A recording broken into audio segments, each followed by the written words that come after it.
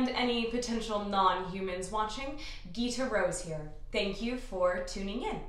So today's video is about embodying your human nature. Tips for body language and the importance of body language for starseeds and all humans. This video is geared towards people who may identify more so as starseeds, contactees, perhaps even hybridized humans, but also any and all individuals who are interested in being more of themselves, in being more human in whatever way you may define it.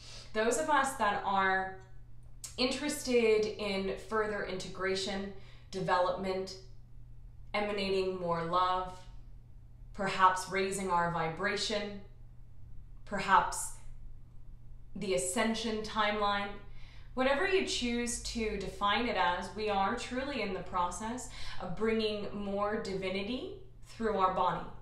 And from my perspective, especially those of us that resonate with the Bashar teachings or the hybrid lineage information, those of us that identify as starseeds or hybridized humans, are really bringing in a new level of consciousness, a new frequency, and becoming a new race of human. So the Bashar and Bella have talked about one of the main reasons why these races and others like them, or even other extraterrestrial and alien races, are not connecting with us in the physical in this now, is because it would actually cause the humans harm. It would cause a certain level of psychotic emotional break within us, because they act as such clear mirrors for us to see things in us that we have not looked at, whether it be integrative or segregative, whether it be negative things about us or extremely positive things about us that we are still in the process of really being able to hold. Bella has talked about those of us that really align with these different teachings coming from the hybrid lineage, and those of us that are beginning to remember our contacts in the now, to remember a version of a past, are truly activating our DNA and becoming that much more like what we may define as one of the hybrids. Meaning we're really becoming a bridge race. We are emanating that much more of a higher frequency, a different type of DNA in a way. We could say it's not quite literally that, it's more so a vibrational, a frequency thing, but we can think of it in terms as that. And sometimes we activate people in a smaller percentage the way that perhaps these hybrids would activate humans, meaning that we act as a mirror for people to look at things that they may not be willing to look at in a negative way, and activate things that they are just beginning to be able to hold that amount of love about themselves. And in my experience, as I have filtered through more of my negative beliefs and begin to run more of this hybrid frequency through me in a variety of different ways, I've noticed that people become slightly uncomfortable. And yes, this is, in one way of looking at it, absolutely, because I am still becoming more comfortable with myself. So then I am aligning with others that are then also, as the mirror for me, becoming more comfortable with me. But there's also a certain level to what I'm talking about here. As we begin to really raise our vibrations and begin to integrate and bring in this new consciousness, we act as a bridge for this type of energy, and people may not know necessarily how to interpret us. They may be triggered in a variety of different ways.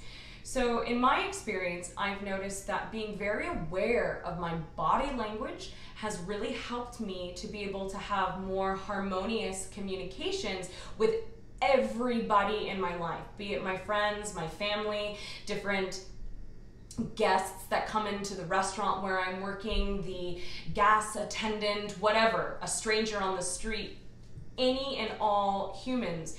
Being very aware of my body language has really helped me further integrate, remain open to my frequency that then allows those around me to be open to the frequency. So again, this video is kind of geared towards those of us that may identify as this type of star seed or even hybridized human, but I really do think that the following tools are applicable for any and all humans, regardless of your belief system. In any and all movements that we make, being very aware of what in acting they taught us is called economy of movement. So slowing down, again, as much as possible to really allow ourselves to channel the next and the next word.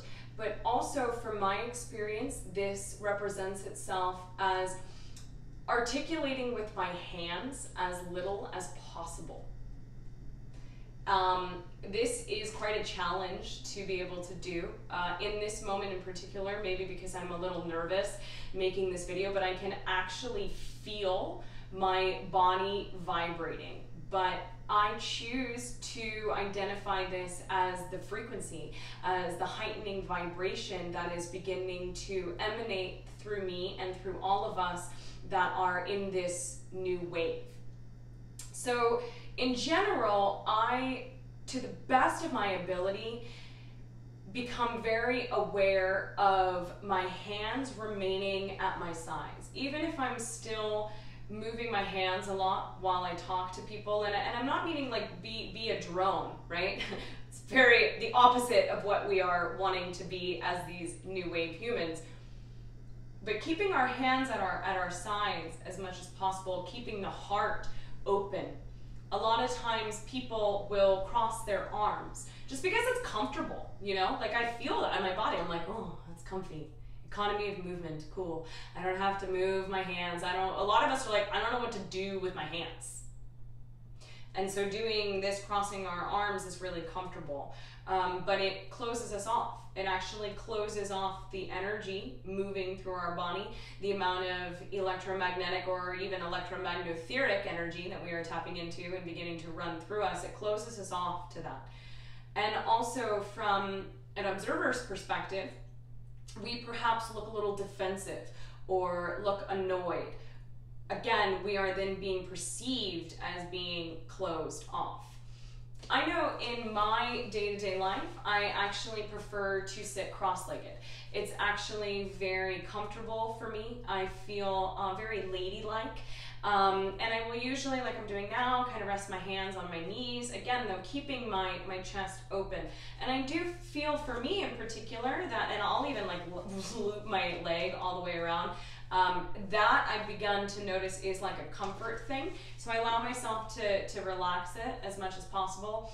And I'm even playing with crossing the other leg because I don't have the ability to wrap my leg around that hip isn't as flexible. But it gives off a different energy for me. And there's something about it that feels professional, feels poised and comfortable doing this kind of position. Again, I feel like that's very natural and very human as well, and very open. And for those of us that are running this energy, there is actually, from my perspective, a different point of power that comes from having both feet on the ground. It's almost in ways perhaps a little more intimidating for people because it's like, I am getting ready to tell you something. I am almost halfway into the channeling state, the altered state myself. There is something that is very, maybe almost too present when we have our feet firmly planted when we are sitting on the ground. It almost looks a little too alien, but play with this. Always, like in any of my videos, these are just ideas. These are things that I've noticed, that I've experienced, and it's always up for you to feel what feels good in your body. When we are standing, I do think it is best to keep both feet firmly planted on the ground. Oh, see where my hand, this has been a new thing for me. This is where my hands feel comfortable recently, as I am really playing with, when I'm standing, keeping both feet firmly planted on the ground. For a lot of us, I think especially women, it's a habit to sit into one hip. Again, this feels a little aloof, a little annoyed. perhaps again kind of defensive, unsure, right? And in the energetic sense, I'm off my balance. I am literally out of alignment. I can't be in alignment with my higher self if I'm physically out of alignment. So playing with grounding. And again, I come from a theater background, so it took many years of training. This is a lot of what we were taught in school, is to be able to stand and be perceived as being natural and present while having both feet on the ground, both arms at our sides, but still being approachable and not feeling like an alien. Like, they would actually tell us that, which I think is really funny. That, like, well, you don't want to be just like lifeless and a drone, because then you read as being an alien. I remember them telling me that in school. Again, also something that I don't even have pockets in my pants. That's something that girls, women, we understand, no pockets. But putting your hands in your pockets, again, like kind of like closes you off, right? To yourself and to others. It's a good way perhaps to practice economy of movement and not overemphasizing your speech with your hands. But then you're cutting off your energy. You're literally stuffing a part of yourself into hiding. Again, when many of us are standing, it's comfortable to, you know, rest on one hip or the other, and crossing the arms. Again, very closed off, almost reads as being defensive before we even say anything. And I feel like this is a common stance when we are waiting for things. If you're at the bank and you're in line, and I noticed myself doing this the other day, I was standing like this, and I was like, ooh, how do I really feel about waiting in this moment? What am I waiting for? I'm like, well, I'm waiting to pay my bill, but also I'm paying my rent right now. I paid my rent, you guys, for December. Woo! So, like, then instantly I found that gratitude, and I was able to find both feet and able to take the moment of not needing to be waiting for the next teller, but to be in my moment of meditation, of appreciation and gratitude for being able to be where I am. And also, like, when we're in the supermarket and we're waiting and everyone else around us is really annoyed because it's taking a long time, and we can actually, because we're so sensitive, feel the vibrations of people that are annoyed, and it can be a really great moment for us to hold our vibration, to switch a belief, and to find our true vibration as we are waiting in line to bring up our food. Oh, I'm so grateful. Or perhaps there's even someone that you may want to strike up a conversation with, like, what? Talking to humans out in public? Don't talk to strangers. But you know what I mean? There's, in every moment in our day-to-day lives, we have these moments where perhaps we become subjected to what is more culturally normal, especially when we're out in public, when we are places, I know for me, that have really bright fluorescent lights that have a lot of overstimulus. It's a lot easier for me to kind of fall into matrix zombie mode. So perhaps this video inspires you to notice when you're literally out of alignment, and when you are in the action of waiting and then also emanating a vibration that is actually out of alignment of your true self. And it can be a really fun permission slip to bring yourself back to your alignment, bring yourself back to a preferred frequency. And then this also allows other people around you to truly see your true essence, and to be that much more comfortable, perhaps entertaining and adopting ideas that perhaps they may not have thought of before. About a year ago, I started noticing that people, especially at the restaurant, from my perspective, were seeming to be very uncomfortable while I was just asking them what they wanted for dinner, letting them know the specials. They were like, I was like, what is going on? Because I was really at a place where I was, from my perspective now, I was preparing to start channeling on a regular basis and to go public with this. I was really grounded in my energy. I had really moved past the stage where we are really sharing everything in regards to these different ideas, the different alternative history that we are learning, and really perhaps oversharing with people in our lives, our friends and our families, everyone that we're meeting, we're like wanting to share this information with because we're still in the process of needing to be externally validated. You hit enough walls where you're like, oh, I'm not convincing other people, I'm still convincing myself. And then you experience and you get synchronicity, and then it becomes your knowingness after enough experience. So I'd really run through that, and I was then being met with this new type of friction, especially at the restaurant, where people had never met me before, and here I am just coming over to their table like, hi, my name is Gita, and I'll be your server tonight. And they're like glitching, right? And I could feel them just being very uncomfortable by my presence and not being able to look me in the eye. In cases, most of the time it resulted to being very rude and very short and flip with me. And it started to really hurt my feelings in a way, like I did let it get to me. And so I asked my higher self, I asked my guides, like, what do I do? I understand where this is coming from. I understand that I am truly beginning to embody more of this frequency, and I understand why people are responding to me in this way. It's part of the process. But what do I do? Like, this is a challenge that, like, I'm learning how to make it fun. Show me how to make it fun. Give me a permission slip to make it fun.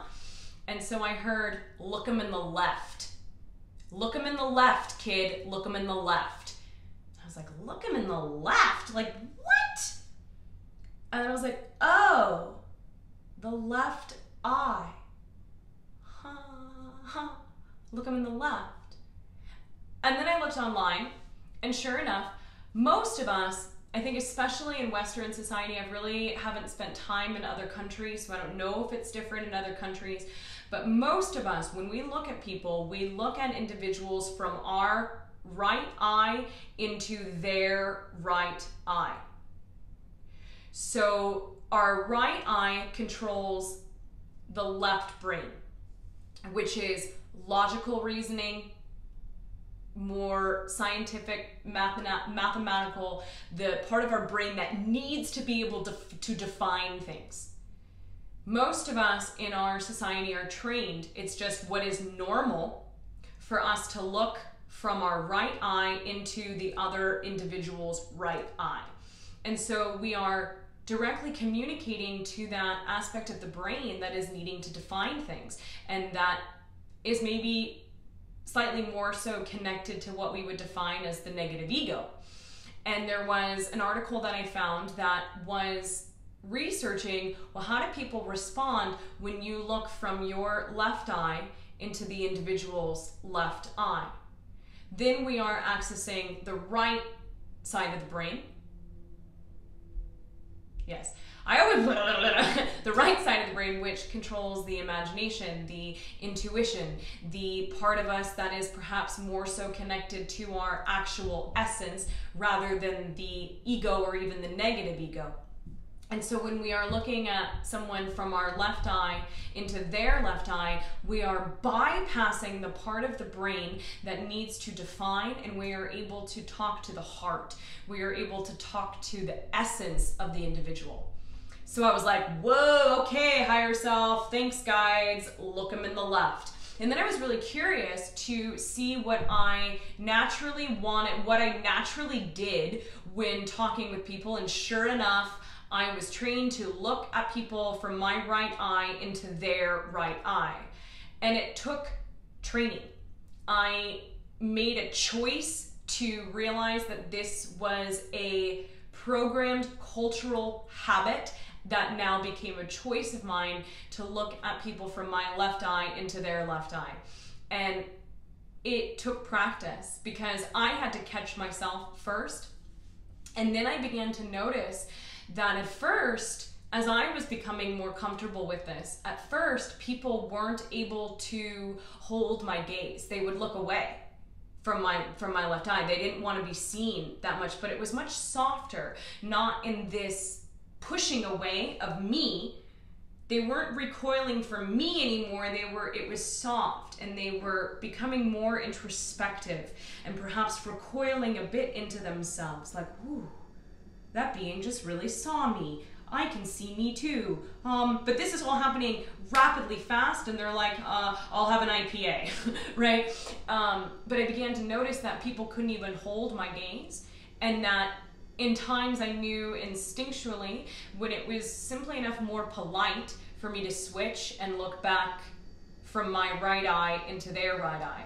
And then other people were able to hold it. But I could see them open and feel the present moment and slow down, and they would forget what they wanted to say to me.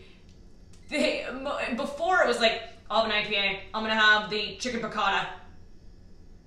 And people would be like, I'm good. How are you? I'm sorry, I knew what I wanted, but now I totally forgot. And I noticed it really, really quickly that with certain people, they became like sweet and smooth little pieces of putty in my presence. And the more that I began to catch myself, that, oh, I still looked from my right eye to their right eye, and then I was able to switch from my left eye to their left eye, the more that the choice became ingrained in me, and I became more comfortable with this type of very genuine interaction. Now I've gotten to the point where I don't think about it. I've just completely switched to looking from left to the left eye. And more people are absolutely able to hold my gaze. This has been about a year now that I've really switched how I view the world. And the amount of presence and love and a different kind of surprise from people. It's a present. It's an absolute gift of the presence that they are shown, that they can feel, that then makes them able to receive more of themselves through me. So regardless of how you want to move your arms when you talk, of how you want to sit, how you want to stand, how you want to fold your arms or not, body language is really important for those of us that are in this process of truly integrating these higher vibrational frequencies.